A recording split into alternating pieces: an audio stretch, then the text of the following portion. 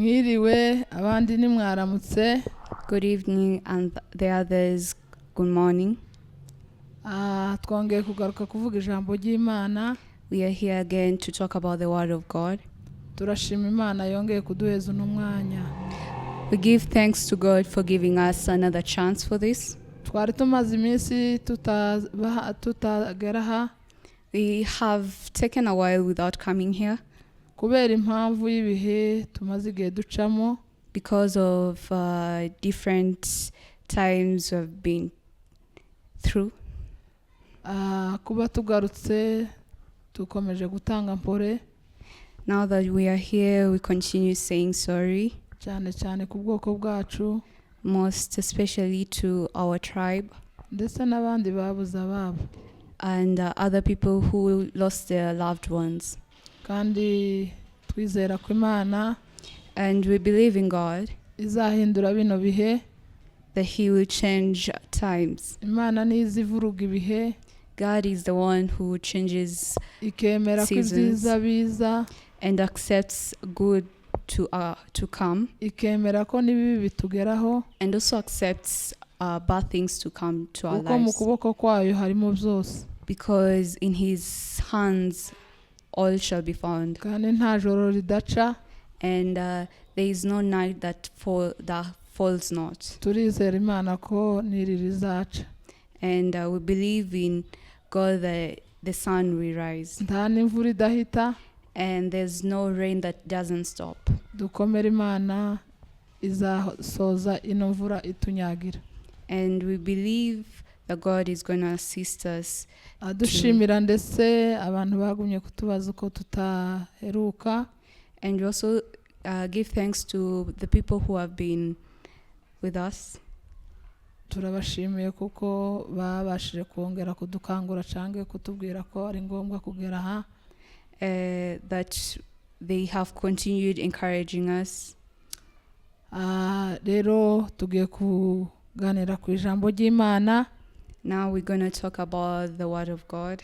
Reka tubanze twiragiza Imana. Imana ikomeye, Imana igira neza, byiringiro byacu, amahoro yacu, byishimo byacu. Turagushima kandi turaguhimbaza ku munsi mwiza uduhaye wo kugira ngo tubashe guhagarara aha tuvuga ijambo ryawe. Ijambo ryawe ni rinini kuri twe, ijambo ryawe rirakiza, ijambo ryawe riraruhura, ijambo ryawe ni umuco tugenderamo. Turagushimiye kubwo uduhaye umwanya wo kugira ngo tubashe kuvuga ijambo ryawe. Haba twebwe ribashe kuduhindura, yaba ndetse n'abaryumva ribashe kubagirira neza, babashe kumva, abarushe baruhuke, abananiwe ubaruhure, abaremererewe data ubakire, kuko ni wowe wenyine uzubasha kuruhura imitima, kandi urubuhungiro bwacu. Niko ijambo ryawe rivuga ngo nidutegwa n'intambara n'amakuba tukaza imbere y'amaso yawe, uzatwumva uri mu ijuru dukize. Kandi ijambo ryawe Mana turaryizera ko ari wowe ryo ribasha gukiza imitima y'abantu, kandi ari ryo ribasha kugirira neza isi ya none. Rero turagushimiye kubw'uyu mwanya ubwo tugiye kuvuga ijambo ryawe. Ubane natwe, utugirire neza, imitima yacu igubwe neza, abazumva bose bagubwe neza. Icubahiro kigusubirane ni mu izina rya Yesu, amena. Tugiye gusoma hano Imigani 18. Imigani 18. So we are going to read Proverbs chapter 18, gutangira kuri 20 starting from 20 kugeza kuri 24 to 24. Imigani 18 umurongo wa 20 kugeza 24 avuga ngo, ururimi rwiza nirwo ruhaza inda y'umuntu, kandi amagambo meza yunguka niyo amuhesha guhaga. Ururimi nirwo rwica kandi nirwo rukiza, abarukunda bazatungwa n'icyo ruzana. Ubonye umugore mwiza aba abonye ikintu cyiza, akaba agize umugisha ahawe n'Uwiteka. Umukene avuga yihonga, ariko umukire asubizanya umwaga. Inshuti nyinshi zisenya urugo, ariko haba inshuti iramba ku muntu irimurutira umuvandimwe. And we're gonna explain it in English. Sorry, we're gonna read it back in English. It's Proverbs chapter 18, verse 20 to 24. And it says, "From the fruit of their mouth a person's stomach is filled. With the harvest of their lips they are satisfied. The tongue has the power of life and death, and those who love it will eat its fruits. He who finds a wife finds what is good and receives favor from the Lord. The poor plead for mercy, but the rich answer harshly. One who has unreliable friends soon comes to ruin, but there is a friend who sticks closer than a brother." Hallelujah, hallelujah. Hallelujah, hallelujah. Dukomeje gushima Imana kubw'aya magambo meza tugiye kuvuga uyu mwanya. We continue to give thanks to God for these words we're going to speak about. Uyu munsi cyo nifuje kugira ngo tuganire. Today what I wanted us to talk about, cyane cyane ni ku bumwe. Most especially it's about unity. Turavuga ku bumwe. We're going to talk about unity. Turavuga ku magambo atandatu. We're going to talk about 6 words. Turavuga ku bumwe. We're going to talk about unity. Tuvuge ku rugingo rw'ururimi. And the power of the tongue. Tuvuge ku mugore. And a wife. Tuvuge ku mukene. And we're going to talk about the poor. Tuvuge ku mukire. Same for the rich. Tuvuge no ku nshuti. And finally on friend. Ayo magambo niyo nkoraho. These are the words I'm going to touch on. Cyane cyane muri iki gitabo, most especially in this book, uyu murongo wavuze ku rurimi. This line has talked about the power of the tongue. Impamvu nashatse kuvuga kuri iyi ngingo y'ururimi, the reason why I wanted to talk about the power of the tongue, nuko ruri muri bumwe mu mubiri w'umuntu. It's because it's part of a human being. Umubiri w'umuntu, the human being, ufite ingingo nyinshi. Moreover, like the body, it has more. Pardon? Umubiri w'umuntu, the body of a person, ufite ingingo nyinshi. Kandi umubiri, and the body, ni ikintu kigira ubumwe. It's something that has unity. Nubwo gifite ingingo nyinshi, even though it has many organs, ariko gikorera mu bumwe. But it works in unity. Umubiri, the body, ijisho rirarwara, when the eye gets sick, umubiri wose ukagwara. The whole body gets affected. Wagwara iryinyo, when your teeth hurts, umubiri wose ukagwara. The whole body is affected. Wagwara mu gituza, when the chest hurts, umubiri wose ukagwara. The whole body is affected. Umubiri, the body, ugize n'ingingo nyinshi, has many organs, ariko but ukorera hamwe, does work in unity. Ntabwo ukuboko kokora, there's no way the hand is going to work ukuguru and defeat the leg. Muri iyo mpamvu, and so, muri izo ngingo z'umubiri, in the organs of the body, harimo n'urugingo rw'ururimi. And there is also the power of the tongue. Ururimi, the tongue, ruri mu bintu bito. It is part of the smallest thing. Bigize umubiri. They are part of the body. Ariko, but rurakomeye. It is strong, it's powerful. Ururimi, the tongue, nirwo rumenyesha umuntu icyo ari cyo. The tongue is the one that gives identity to the body. Ubwenge buratekereza, when the mind thinks, ururimi rukavuga. The tongue talks. Hano havuze ngo, here it says that ngo ururimi, the tongue, rushobora guhaza inda, can fill the stomach. rushobora kuguhaza, It can fill you. rushobora kukugirira neza It can make you happy iyo urikoresheje neza. if you use it properly. Ururimi The tongue rushobora kukubeshaho neza can make you live a happy life iyo and urukoresheje neza.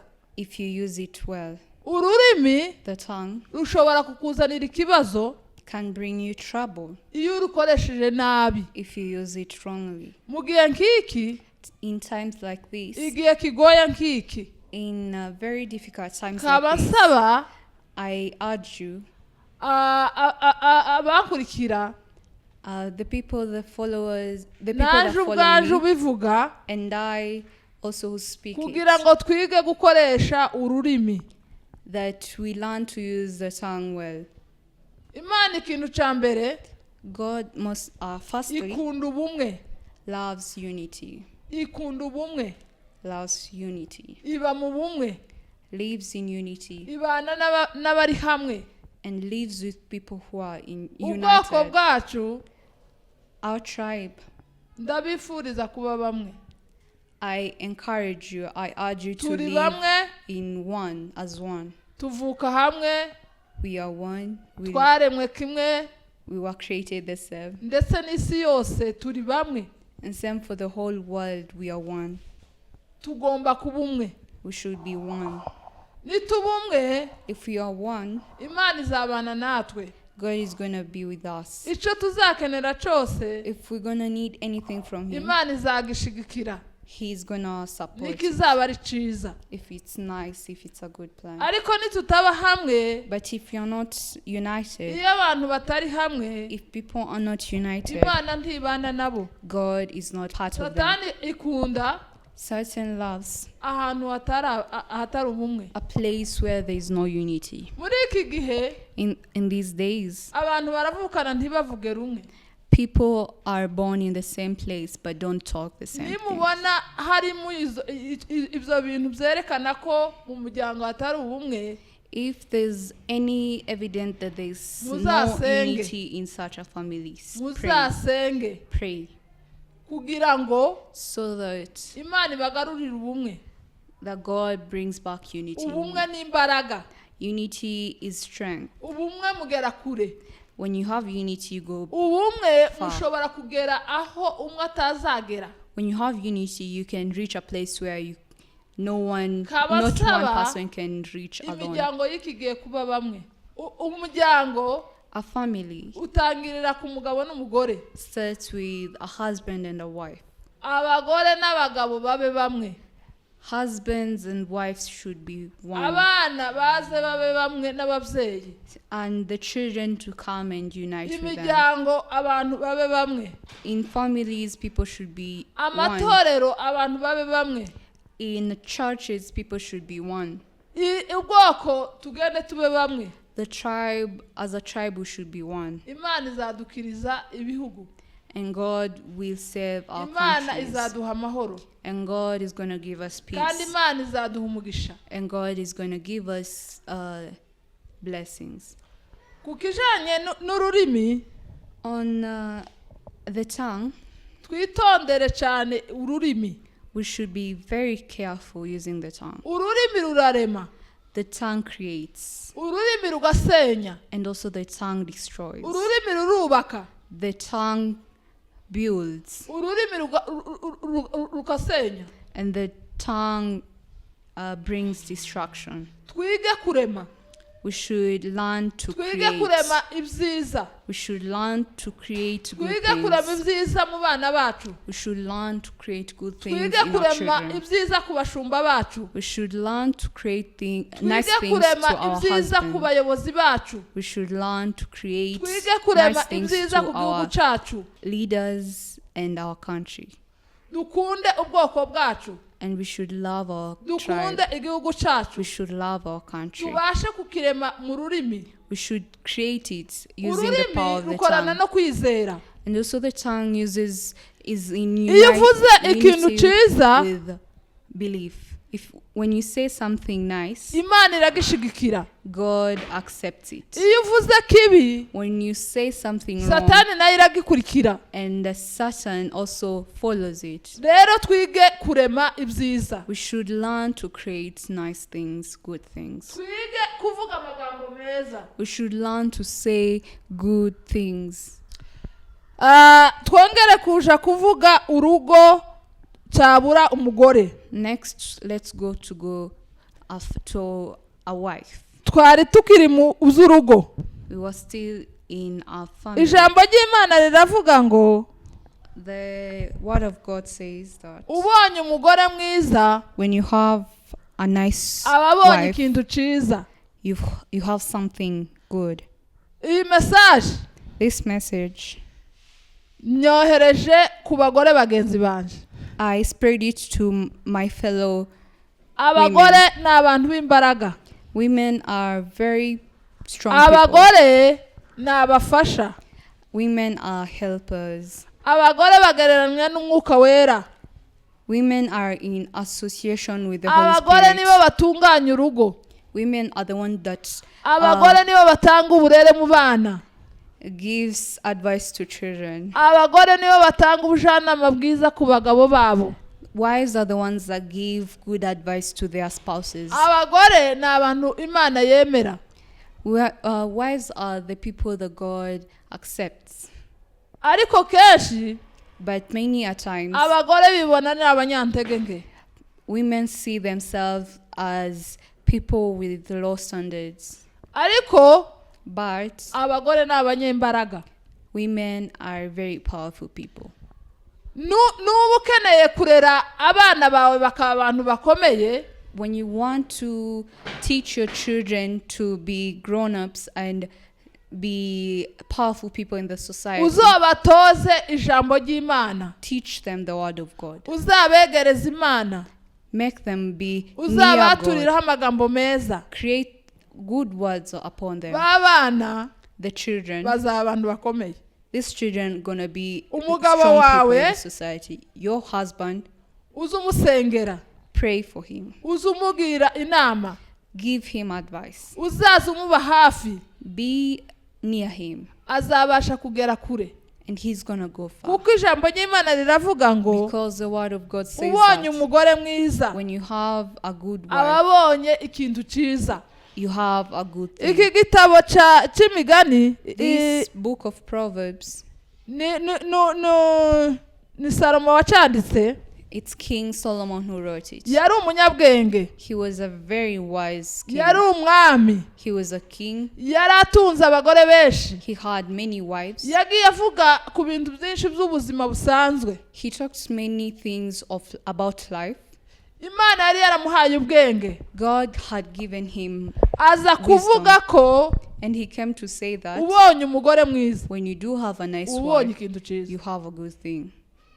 Abagore Women, tugende tuba abagore beza let's go and be good women to our husbands kugira ngo tube ikintu ciza, so that we be a good kugira ngo thing tube to them, igikoresho ciza, so that we are kugira ngo good, tubashe guhindura to- sosiyete yacu, so that we change our kugira ngo society, tubashe kugarura Imana mu bwoko so bwacu, that we bring kugira back ngo God in twerere our imbuto society, abagabo bacu, so that we become good kugira ngo fruits to our twerere husband, imbuto abaturanyi, so that we be good kugira ngo twerere fruits imbuto to our abana bacu. neighbors and our children.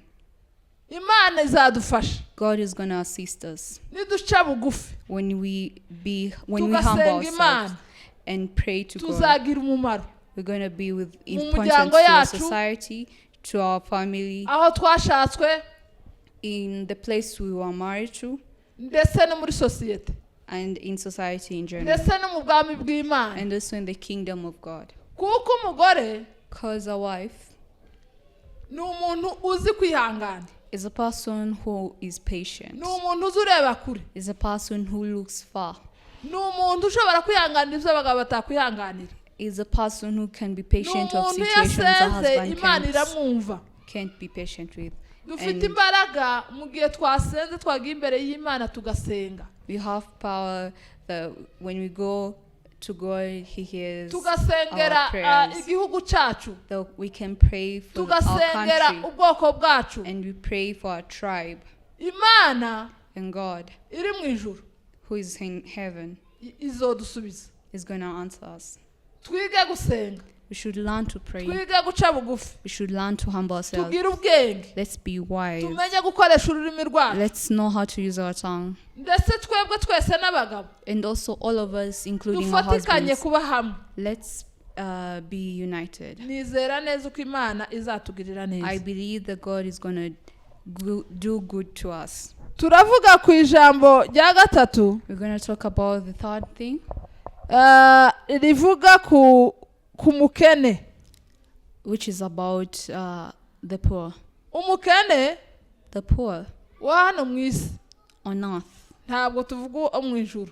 We're not going to talk about the poor in Kuko hari aho heaven. havuga abakene bakenera ijambo ry'Imana. Because the poor in heaven, they are Abo talking ni about the abanyamahirwe. poor of the word of God. Ariko tuvuga abakene ba hano mu isi. We are talking about the poor on earth. Ngo umukene wo mu isi The poor on earth abaciye bugufi.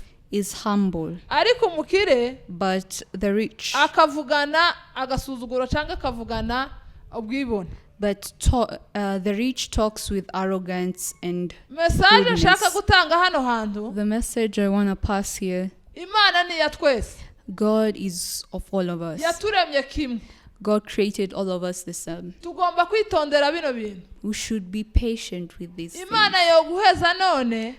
God can give you today, Ejo igabiha uwundi watekereza ko atarabifite. but tomorrow God gives it to somebody Ariko mu else gihe you Imana thought you yaguhaye can't have ibintu, it. But when God gives you cyangwa something yaguhaye ubutunzi, and gives you wealth, uzabashe kubufashamo abandi. you should assist Uzabashe others. kububyazamo umusaruro mu bwami bw'Imana. You should multiply it Uzabashe in the gutabara kingdom of abushoboye God. gutabara. You should serve those people you can Ubutunzi serve. bwawe Your wealth, buzagira umumaro. make it of a Buzafasha benefit. imfubyi. Help Buzafasha abapfakazi. the widows, Buzafasha abashonje. the hungry, Buzafasha impunzi. the refugees. Imana God izaguha umugisha. is going to give you blessings. Abakene nabo The poor also. Imana izitanga ubutunzi. The God that gives wealth Izigenda ihindura. changes situations of Umuntu people. agihari When a person is still ntawe Imana alive, itazigirira neza. God always brings nice Nuba things to n'umuntu people. ahaca mu bibazo, If you see somebody is going through tough times, uzamusengere, pray for him. uzamugira inama. Talk to him. Ejo Tomorrow, yozamura abandi. he can arise Ejo Imana other people. yomutunga inkoni Tomorrow, God can give akaba him umugisha power w'igihugu. to be of great importance to our country. Titugomba gucika intege We shouldn't give up. nubwo duca mu bihe bigoye Even though we go through bibabaje. very sad Abantu benshi times, babona nk'aho tudafite akamaro. in situations where people Abantu see that we are not of any Abantu benshi importance. babona ko ntacyo tumaze. The people see us that we are not Ariko of ejo any n'ejo importance. bundi But tomorrow, Imana yoduhindura amahanga akomeye. God can create it to be of, can create us to be of great Imana importance to the yodukoresha society. ibikomeye. God can make us to do Imana very yaduhindurira amateka. good things. God can make us. Titwiganyire kubera ibyo ducamo. We shouldn't lower Ahubwo ourselves because twizere of Imana. situation, but believe in God Izaduhindurira amateka. that He's gonna change our Imana situations. izihindurira amateka abafite ibibazo bitandukanye. God changes situations of Twizera people ko who natwe have izaduhindurira difficult amateka. times, and we believe that God is gonna change our Ndavuga ku nshuti. story. We're gonna talk about friends. Inshuti nziza A good friend ngo ikuba hafi, ikubera umuvandimwe. is around. He becomes a very Ikurutira umuvandimwe. sorry. Ikurutira umuvandimwe. Inshuti A friend ni ikintu gikomeye. is a very strong Abantu word. b'iki gihe These days, ntabwo bakigira ubushuti nk'ubwa kera. people don't have friends as the Abantu past. b'iki gihe The people of these days bagize uburyarya bubi. made sorry. Umuntu akavuga ngo muri inshuti A person says that you're friends, ariko akenshi aha kuryarya. but in many a situation he's being Imana izarinde ubwoko bwacu kugira uburyarya. God should protect our tribe to not Imana have izarinda sly people. abakirisitu kugira uburyarya. We should pray the Christians shouldn't Uburyarya ni be with sly. ni ikintu kibi. Araza akakubwira uko muri kumwe, yagera imbere akabana n'abanzi bawe akabagira uko bari kumwe, akaba yobateza ikibazo. Rero And so tugende tugire inshuti nziza, we should go and have good tube inshuti friends, z'abantu, tube inshuti nziza, to be good friends to other people, n'abantu nabo baba inshuti z'abandi nziza. and also other people to be good friends to other Inshuti people. A friend ikurutira umuvandimwe. is more than a brother. Muri ibi bihugu by'amahanga tuhaducamo, In these different countries we are in, tugende tubane nabo neza, we should go and live with them in a nice way. tugende tube inshuti zabo nziza, Let's go and be good friends to them tubagire inama, and give them advice tubasengere, and pray for them tubafashe, and help kuko them, umukiranutsi because ntabwo azaba umurizo na rimwe. a believer will never be. Twisobanukirwe, We should know ourselves, tumenye ko Imana yadutoranyije iraturema idufite impamvu. that and also believe that God created us. We will be a blessing Muri ibi bihugu byose. in these countries. Rero ndashima Imana And now I give thanks to God kubwira ijambo. because of this word. Vuze ku magambo atandatu. I've talked about 6 things Ikintu cya mbere cy'ubumwe, about unity. tugire ubumwe. We should have unity. Ikintu cya kabiri, The second thing is gukoresha ururimi neza. using the tongue well. Ikintu cya gatatu, The third thing is umugore kwisobanukirwa agakora inshingano ze, a wife to know herself and to do her duties. agatinyuka agakora neza, Imana izimucamo akabasha guhindura byinshi. When she does well, she is made by God Tuvuze ku to mukene. do greater things. Umukene We've talked about a yaba poor ari person. umukene none ejo akaba umutunzi. The person can be poor today, but tomorrow to be a wealthy person. Impamvu mbivuze The reason that I've ni said ukubera this ibihe tuhaducamo. is because of situation we Uyu are going munsi ko through. turaca mu bihe bimeze nk'aho turi abakene, Today we are going through situations that we look ko like we are turaca mu poor. bihe bimeze nk'aho isi itatwemera, We are going through situations like ariko Imana the world izihindura is not ibihe. on our sides. Hari But igihe- God changes the hari igihe times. tuzaba abatunzi, So there's a day that we're gonna be kandi nituba of abatunzi wealth. And when we'll be having wealth, icyubahiro kizagarukira Imana. praise and honor should go back to Imana God. niduha igihugu When God gives us a country ikongera ikaduha guseka, and gives us tuzibuke happiness uko again, ibihe twavuyemo we should remember that the situations we moved ibidukuyemo. from, that it's God who removed us Tuzayishima. from. And we should praise God and twavuze ku give batunzi. Him thanks. We have talked about the rich. Nitugubwa neza When we have wealth, titukibagirwa abakene, we shouldn't forget about the poor. tuzibuke ko ibyo bihe We should remember that Biza those bigenda binyuranye. situations, they exchange according to tubyitwaremo times. neza. So we should take ourselves Twavuze ku nshuti, nicely. We have talked about a friend. tuzaba inshuti We should be a friend, a good ziza mu friend bihugu turimo, to in the countries we are in. tuzaba inshuti We should be a good friend y'Imana, of God, izatwishimira, and He will be happy with us, izaduha umugisha. and He's gonna bless all of Reka us. dusenge. Let us pray. Imana ikomeye, Imana igira neza, twongeye kugushima, twongeye kuguhimbaza, twongeye kuvuga gukomera kwawe, twongeye kugushimira ku bw'aya magambo Mana uduhaye kugira ngo tubashe kuvuga. Twebwe turi abana b'abantu ntacu dushoboye, ariko wewe Mana ni wewe uzushoboza umuntu, kandi ni wewe uzutera imbuto ukayeza. Turasaba kugira ngo Mana imbuto y'ijambo ryawe tubashije kuvuga uyu munsi ibashe kuba mu mitima yacu, ibashe kuba mu babyumva, ibashe kudufasha, tubasha gukora umurimo wawe kuko bikwiriye, tubashe kubera isi ya none umuco, tubashe kubera isi ya none umumaro, tubashe kumenya uko twitwara, tubashe kwisobanukirwa.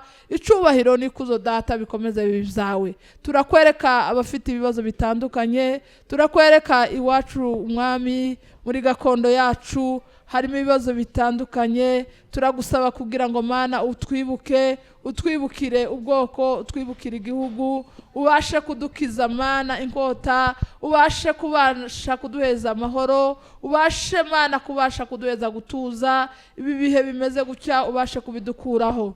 Kindi turakwereka itorero ryawe mwami, uhereye ku bayobozi ndetse n'abayoboke, kugira ngo buri muntu wese abashe guhagarara neza mu nshingano ze, abashe kukubahisha, abashe kugukorera mwami Yesu, kugira ngo icubahiro kigaruke mu itorero, kigaruke ubwiza bwawe bugaruke mu itorero, abantu bawe bagaruke imbere y'amaso yawe, abantu bongere bishimira Imana, abantu bongere bakuririmbire, abantu bongere basenge, abantu bongere bace bugufi, abantu bongere bagira ubwenge. Uduheze kumenya gukoresha ururimi rwacu, kandi uduheze kumenya uko twitwara muri iki gihe, kuko ni wowe uzuheza umuntu kwitwara neza. Turabizi neza mu bihe bigoye ko uzubasha kuduheka, ukaduheka ku mugongo wawe, ukadukura muri ibyo bihe bigoye. Turizera neza ko Mana uduhetse kandi uzabasha kutugirira neza. Icubahiro n'ikuzo bikomeze bibi byawe none n'ibihe byose, ari mu izina rya Yesu, amen.